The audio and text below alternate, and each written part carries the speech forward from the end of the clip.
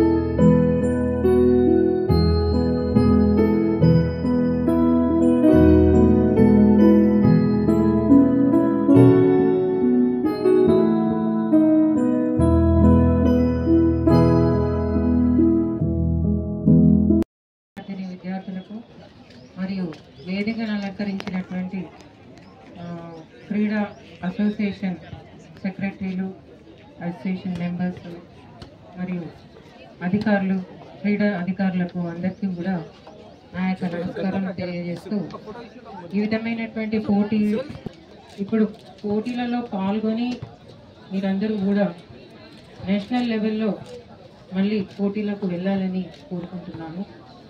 మీరు క్రీడల్లో పాల్గొనడం అనేది మీ ఆరోగ్యానికి సంబంధించింది మరియు దేశం యొక్క పేరు ప్రఖ్యాతులు రావడానికి కూడా ఉపయోగపడేటువంటి ప్రక్రియ.